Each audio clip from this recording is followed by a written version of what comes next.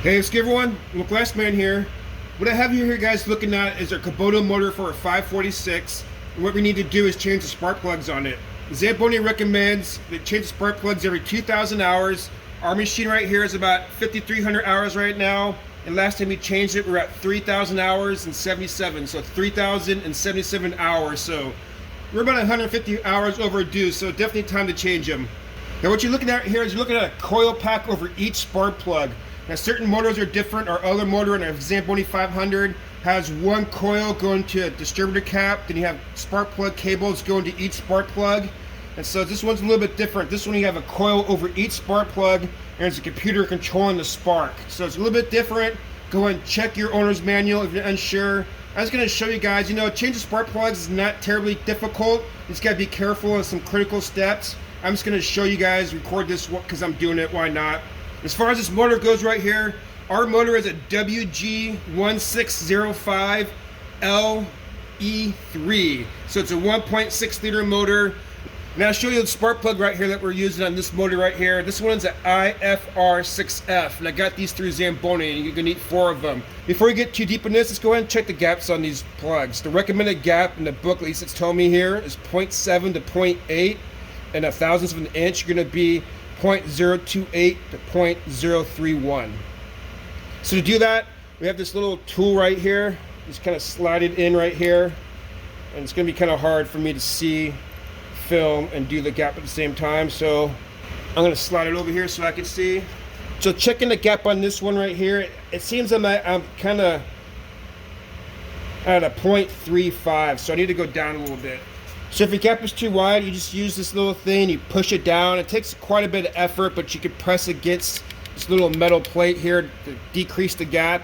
And to increase the gap, you just use this little hole right there and pivot it. And be careful because it's a lot of leverage right there. This little thing can bend it really quick. So again, we're looking for 0.28 to 0.31. As you can see, I still got some gap right there I got to close. So basically I just want to make sure that all my gaps are going to be consistent right about there. And the next step is to loosen these bolts right here in the coil packs. You got 4 of them, 10mm bolts. I'm just going to loosen all of them and do one at a time. Got a little plug back here too. So just slip it right out. There's a little tab right here. You just push it on the back, top side, and just pop right off. Now I did warm the engine up for about 5 minutes. You like to have the engine right here warm. I think that kind of expands the metal a little bit so it's never everything so cold and contracted. At least that's what I heard. And before you stick this down into here, it's a good idea to wrap some tape around here. I just thought about that. I was about to stick it down there. So let me wrap some tape around this just in case you don't want it to fall off down there. I know you can always plug it in, but to try to get it out if you get stuck, you definitely want to wrap some tape around that. All right, here we go. Let's go ahead and slip that down there. Make sure it's on there.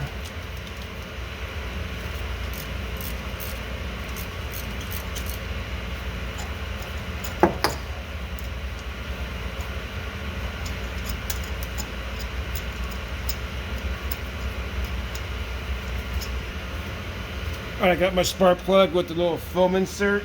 This one actually has a plastic one. Alright, there you go. Not terrible. Definitely used, but not terrible. Definitely these deep spark plugs, these deep weld spark plugs. You definitely want one of these little inserts. It's also recommended to put little never sees on these plugs. Make it a little easier to get out. Not too much. You buy them in little packets at the store. I'm just using what we have here.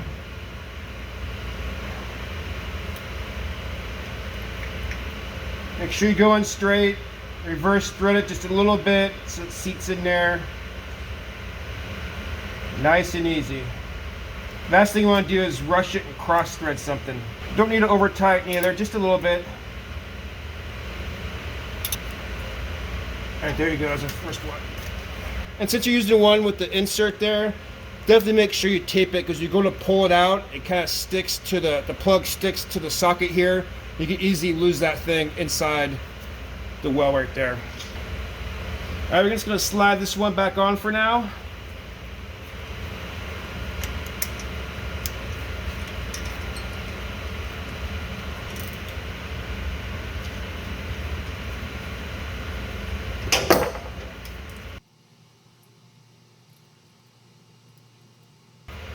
you got one of these little cups right here, these things are awesome. A little magnetic one. I'm just gonna stick it right here for now.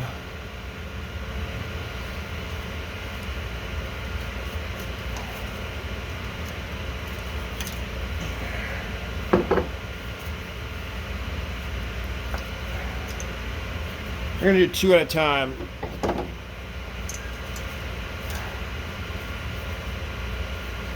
Still want to get these things mixed up, but they look like they're staying right in the same position, so we'll do those 2 at once.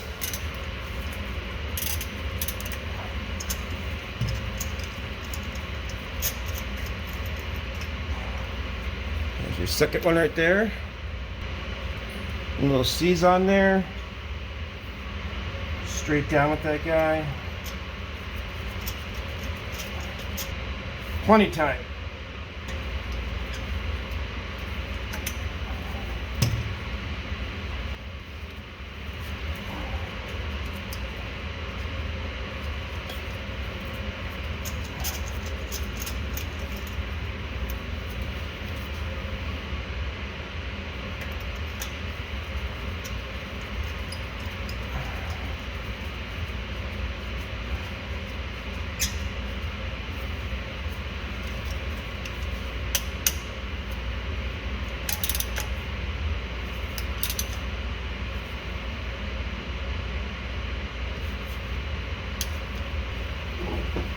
I don't think it does. It definitely doesn't matter, but I'm using the same.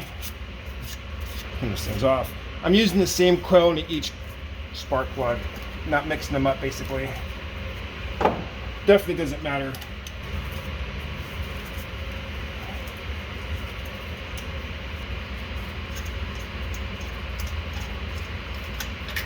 All right, last one. Again, it's really critical to have a socket that has a little film insert or plastic insert. You hear it click.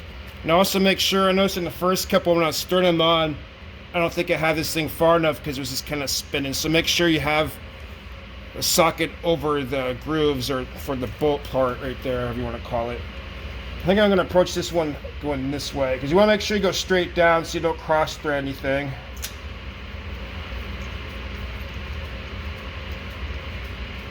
I'm kind of pushing down just a little bit as I churn. Yeah, it got tight really quick. First 2 I had to spin for a while. The first 2 are kind of spinning for a while. There you go.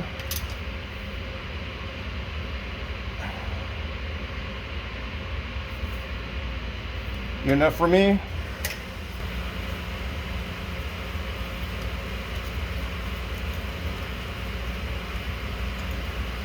Sorry if you can't see that, but it's probably easier to get it from the back side over here. There you go.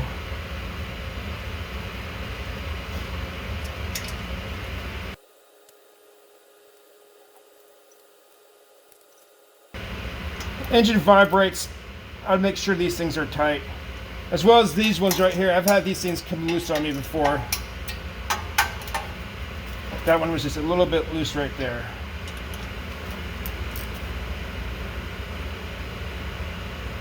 I know I did this one, I'm not gonna double check it. 1,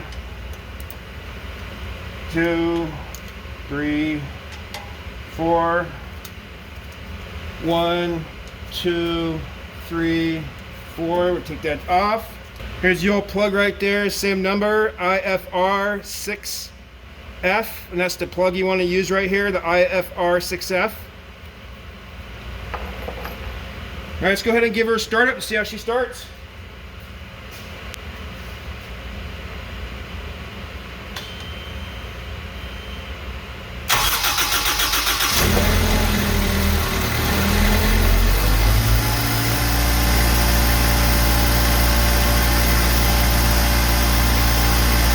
Sounds good to me. Still a little cold though. Let it warm up here for a little bit.